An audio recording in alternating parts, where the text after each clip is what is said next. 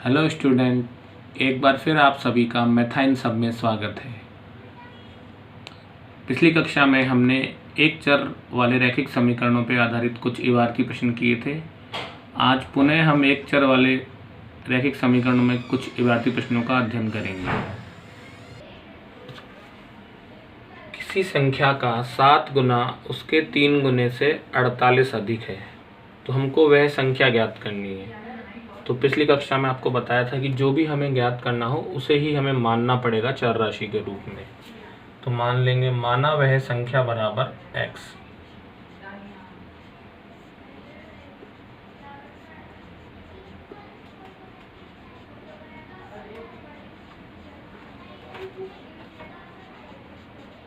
अब प्रश्न में लिखा हुआ है कि उस संख्या का 7 गुना, प्रश्नानुसार संख्या का 7 गुना,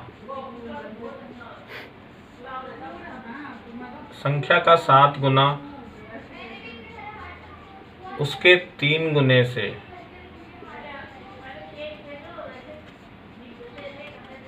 48 अधिक है। अधिक का मतलब हमें उसमें जोड़ना पड़ेगा। 3 गुने से 48 अधिक,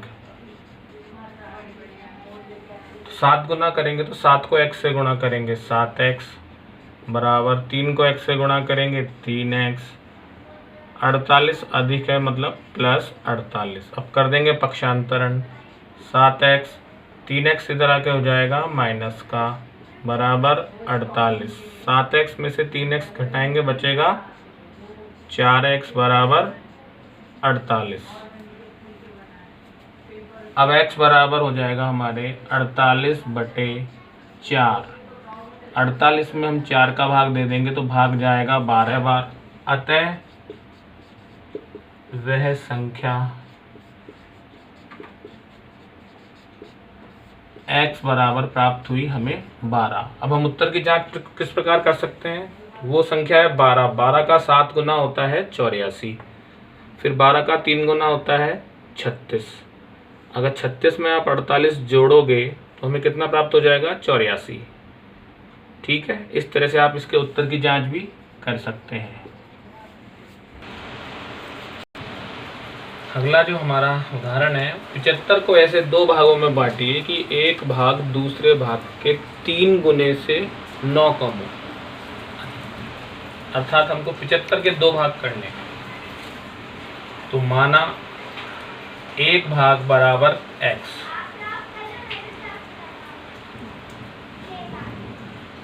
तो दूसरा भाग हो जाएगा 75 माइनस x।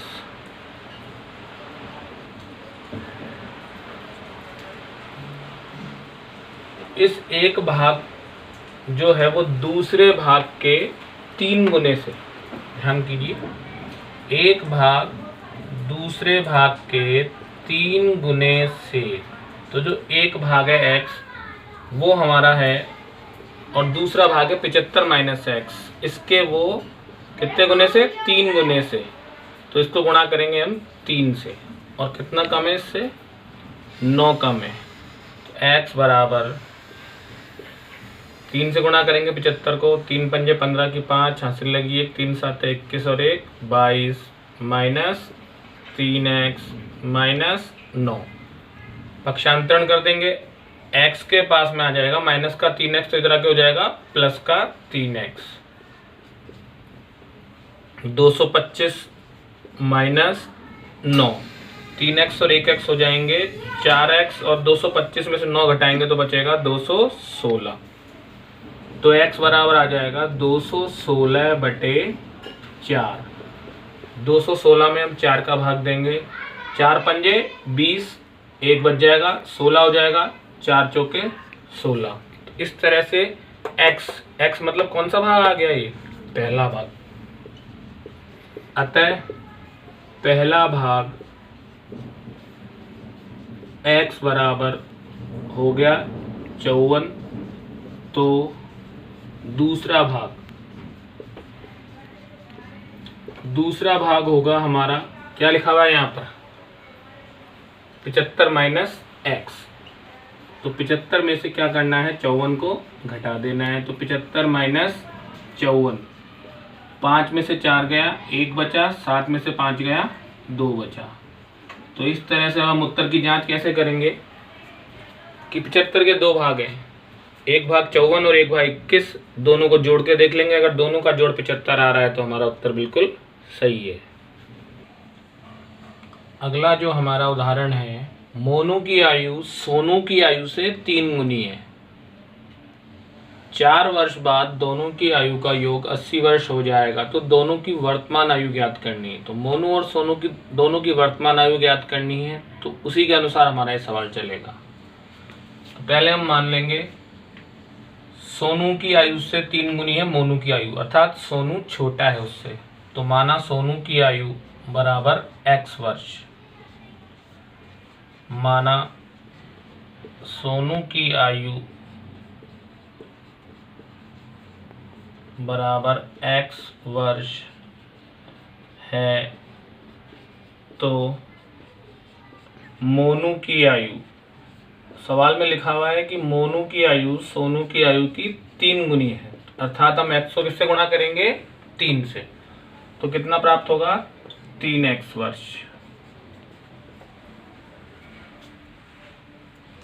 यहाँ पर हमें दोनों की वर्तमान आयु ज्ञात करनी, तो ये जो हमने माना है दोनों की वर्तमान आयु मानी है, सोनू की वर्तमान आयु और मोनू की भी वर्तमान आयु बराबर 3x वर्ष। अब दिया हुआ है कि 4 वर्ष बाद दोनों की आयु का योग, प्रश्नानुसार में लिखेंगे 4 वर्ष बाद, 4 वर्ष बाद दोनों की आयु का योग बराबर कितने वर्ष हो जाता है 80 वर्ष। तो अगर अभी सोनू x वर्ष का है तो 4 वर्ष बाद कितने वर्ष का होगा, उसमें हमको 4 जोड़ना पड़ेगा, तो हो जाएगा x प्लस 4। ऐसे ही मोनू अभी 3x वर्ष का है, तो मोनू 3x वर्ष बाद कितने का हो जाएगा 3x प्लस 4। और ये क्या करना है, दोनों की आयु को क्या करना है हमको योग, तो दोनों के बीच में लगा देंगे हम प्लस का निशान, बराबर 80 वर्ष। अब इधर आपको दिख रहा होगा x प्लस 3x, तो x प्लस 3x कितना हो गया 4x, और 4 प्लस 4 कितना हो गया 8, बराबर 80 वर्ष। अब चर राशि को तो यहीं रखेंगे, अचर राशि को उधर ले जाएंगे, पक्षांतरण हो जाएगा। 4x बराबर 80 माइनस 8। आप अगर भूलने की कोशिश कर रहे हैं तो यहाँ पर लिख सकते हैं कि हमने क्या किया है पक्षांतरण। पक्षांतरण में ध्यान रखना है, चिन्ह बदलते हैं। 4x 80 में से 8 गए, कितने बच जाएंगे 72। अब x के साथ गुणा में क्या है 4, जो दूसरे पक्ष में कहाँ पे आ जाएगा भाग में, तो हमें प्राप्त होगा x बराबर 72/4। 72 में हम भाग देंगे 4 का, 4 एकम 4, शेष बचेंगे 3, 3 के आगे उतारेंगे 2, 32 हो जाएगा। 32 में 4 का भाग जाएगा 8 बार।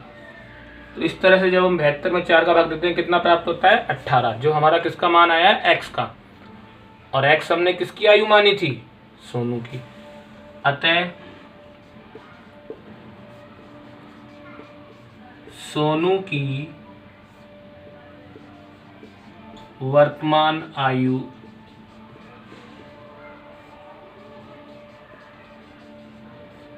x बराबर प्राप्त हुई 18 वर्ष, और जो मोनू है उसकी आयु उसके कितनी गुनी थी 3 गुनी, और मोनू की वर्तमान आयु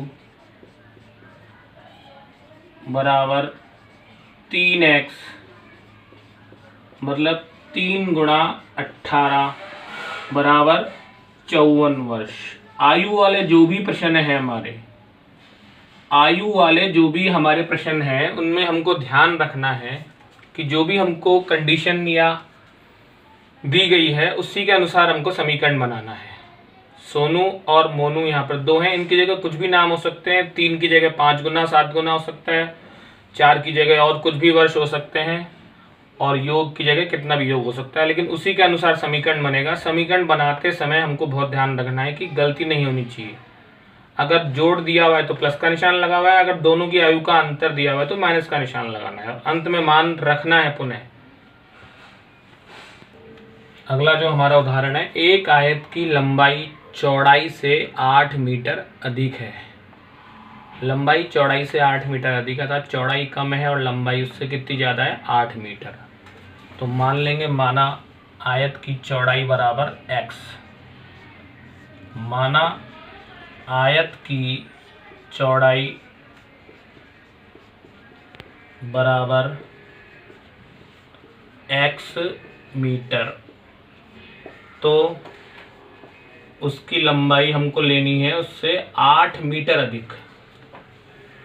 8 मीटर अधिक है तो मतलब प्लस 8 करना है, अगर 8 मीटर कम होगी तो क्या करेंगे, माइनस 8।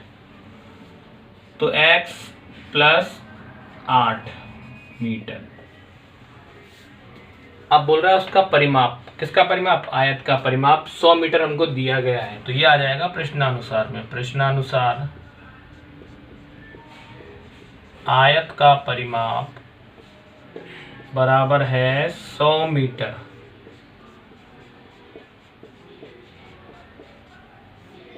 अब इस सवाल में क्या बात इंपॉर्टेंट है कि इसमें हमको आयत के परिमाप का सूत्र भी याद होना चाहिए। हाँ, तो आयत के परिमाप का सूत्र हमारा होता है 2 गुणा कोष्ठक में लंबाई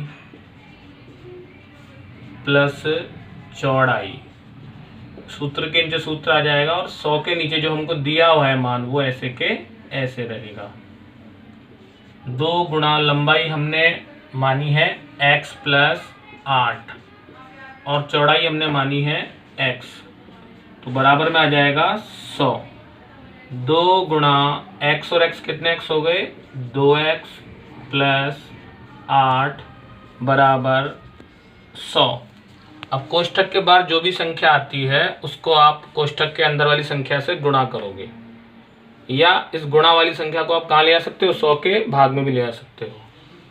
तो 2 तरीके हैं यहाँ से हल करने के, या तो आप इस 2 को कोष्ठक के अंदर गुणा कर दो और उसके बाद पक्षांतरण करो, या इस गुणा वाले 2 को आप बटे में ले जाओ। तो हमने क्या किया यहाँ पर, 2 दूनी 4x, 2 अट्ठे 16 बराबर 100। 4x, अब 16 प्लस का इधर है और अचर राशि है तो इसका पक्षांतरण कर देंगे। 4x बराबर 100 माइनस 16, 100 में से 16 घटाएंगे कितना बचेगा, 84। तो x बराबर हो जाएगा 84 भाग 4। 84 में जब हम 4 का भाग देंगे तो कितने में आ जाएगा, 4 दूनी 8, 4 एकम 4। तो इस तरह से हमें x का मान प्राप्त हो गया 21।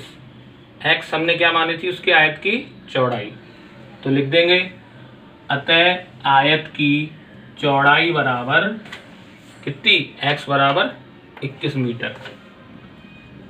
अतः आयत की चौड़ाई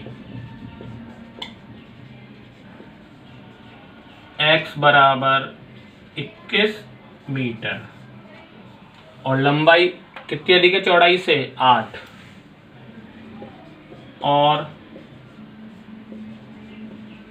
लंबाई बराबर x प्लस 8, तो x में 8 जोड़ देंगे, 21 प्लस 8 बराबर प्राप्त हो जाएगी हमें 29 मीटर।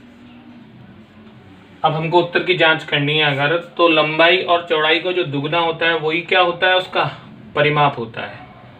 29 और 21 को जोड़ेंगे कितना प्राप्त होगा, 50। 50 का दुगना करेंगे कितना आ जाएगा, 100, और हमको आयत का परिमाप भी कितना दिया हुआ है, 100। तो इस तरह से सूत्र वाला अगर कोई सवाल आता है तो उसमें सूत्र में मान सही रखना चाहिए और सूत्र भी बिल्कुल सही याद होना चाहिए। अगला जो प्रश्न है हमारा वो है कि 2 अंकों की संख्या के अंकों का योग 12 है। आप जानते हैं 2 अंकों की जो संख्या होती है उसमें एक इकाई का अंक होता है और एक दहाई का अंक होता है। उन इकाई और दहाई दोनों के अंकों का योग दिया हुआ है हमको 12। अंक पलटने पर जो नई संख्या बनती है वो मूल संख्या से 54 अधिक हो जाती है। तो मूल संख्या ज्ञात कीजिए। हमको संख्या ज्ञात करनी है जिसमें इकाई का अंक भी है और दहाई का अंक भी है। तो मान लेते हैं हम, माना दहाई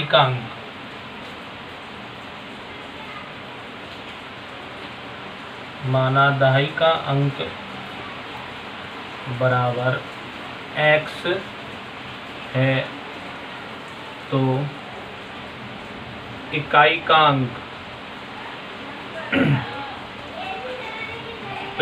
अंक हो जाएगा अपना 12 माइनस x, क्योंकि दोनों अंकों की संख्या है जो वो उसमें इकाई का अंक भी है और दहाई का अंक है और दोनों के अंकों का योग हमको 12 दिया हुआ है। तो अगर हम एक अंक x मानेंगे तो दूसरा अंक हमको उसके योग में से घटाना पड़ेगा तो प्राप्त होगा। तो योग 12 है तो 12 में से x घटाएंगे। जल्दबाजी में ऐसे नहीं कि आप x में से 12 घटा दें, 12 माइनस x। इसके बाद हमारे संख्या ज्ञात करने का एक सूत्र होता है, वो सूत्र लिखकर ही हम संख्या लिख सकते हैं। इसलिए अभीष्ट संख्या अर्थात जो हमारा उत्तर आएगा अंत में, उसमें जो संख्या ज्ञात होगी वो इस सूत्र से ज्ञात होगी। जो भी दहाई का अंक होता है उसको हम 10 से गुणा करते हैं। 10 गुणा दहाई अंक प्लस इकाई अंक। तो 10 गुणा दहाई अंक प्लस इकाई अंक, इसमें हमने 10 को गुणा करना है 12 माइनस एक्स से। 10 गुणा 12 माइनस एक्स प्लस इकाई कितनी है हमारे पास में x। तो ये हमारी अभीष्ट संख्या हो गई 10 गुणा 12 माइनस एक्स प्लस x। ये हमारी क्या है, अभीष्ट संख्या। अब प्रश्नानुसार में क्या लिखा हुआ है कि अंक पलटने पर जो नई संख्या बनती है वो अंक पलटने पर प्राप्त नई संख्या।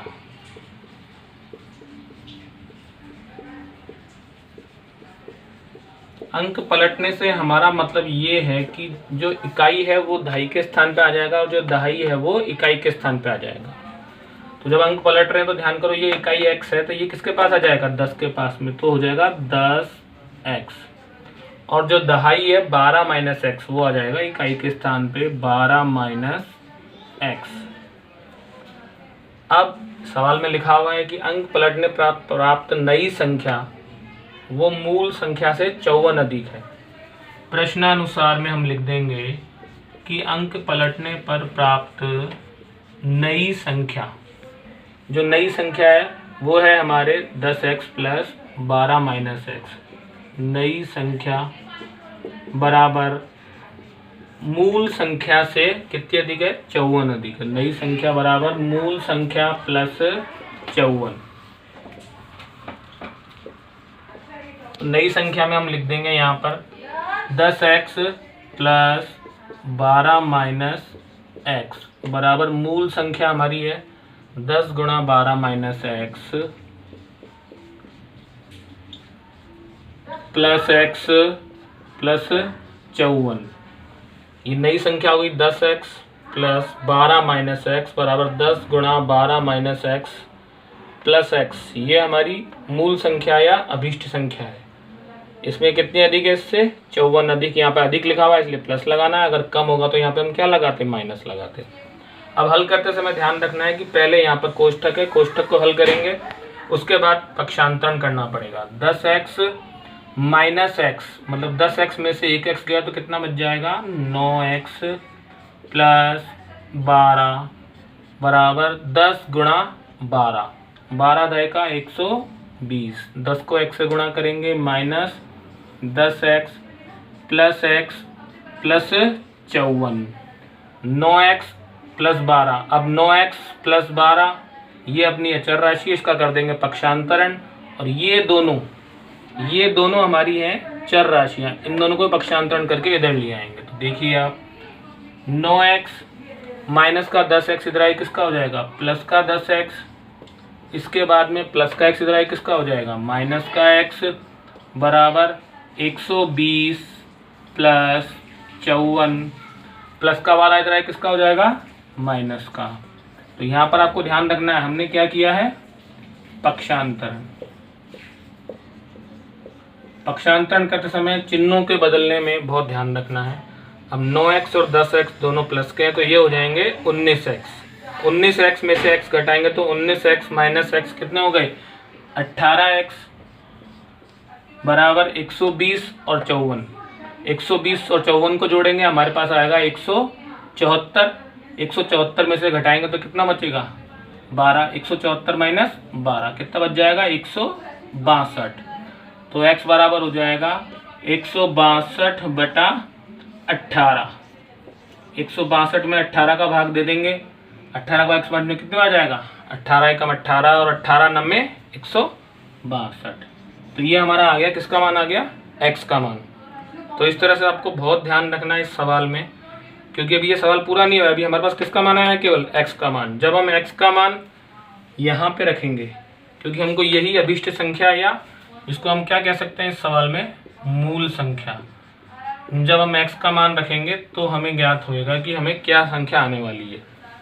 तो इसके बाद में जब हम मान रखेंगे अभीष्ट संख्या या मूल संख्या x ये कितना रखना है 9, अतः मूल संख्या बराबर हो जाएगा 10 गुणा 12 माइनस एक्स। 10 गुणा 12 माइनस एक्स ये कितना रखना है हमको 9 प्लस एक्स और जोड़ना भी कितना है 9। 10 गुणा 12 में से 9 गए कितने बचेंगे 3 प्लस 9। 10 तिया 30 प्लस 9। तो इस तरह से हमारी अभीष्ट संख्या या मूल संख्या कितनी आ गई 39। अब इसमें आपको उत्तर की जांच करनी, तो आपको ध्यान होगा अंकों का योग। इस प्रश्न में हमको संख्या के जो अंक हैं इकाई और दहाई के, उनका अंकों का योग कितना दिया हुआ था 12 दिया हुआ था। और यहाँ पर आप देखिए जो हमको मूल संख्या प्राप्त हुई है उसमें 9 और 3 प्राप्त हुए हैं अंक। तो 9 और 3 को जब हम जोड़ेंगे तो हमारा योग कितना आएगा 12 आएगा। तो इसमें यह सूत्र ध्यान रखना है, जब भी 2 अंकों की संख्या आए तो आपको उस संख्या का सूत्र होता है लिखने का 10 गुणा दहाई का अंक प्लस इकाई का अंक। आप ये चाहो तो इसको इकाई मान सकते हो, इसको दहाई मान सकते हो, लेकिन लिखते समय ध्यान रखना है कि जो सूत्र है उसमें गलती नहीं होनी चाहिए। जो दहाई का अंक है उसको 10 से गुणा करना है। इस तरह से इस सवाल को, पूरे सवाल को आप बहुत ध्यान से पढ़ें, क्योंकि इस तरह के हमारे बहुत सारे सवाल हैं जो कक्षा 8 में भी है, कक्षा 9 में भी है, कक्षा 10 में भी है। तो इस तरह से अभी आपने देखा कि एक चरों वाले रैखिक समीकरण में हमारे दैनिक जीवन पर आधारित बहुत सारी समस्याएं आती हैं, जिनको हम समीकरण के रूप में निरूपित करके हल कर सकते हैं। आज हमारा यह टॉपिक एक चर वाला रैखिक समीकरण ख़त्म होता है। आपने इसे बहुत ध्यान से पढ़ा होगा और पढ़ेंगे और दूसरों को भी बताएंगे। इसके लिए आप हमारे इस चैनल को सब्सक्राइब करें, शेयर करें, लाइक करें और ज़्यादा से ज़्यादा लोगों तक पहुँचाएँ। धन्यवाद।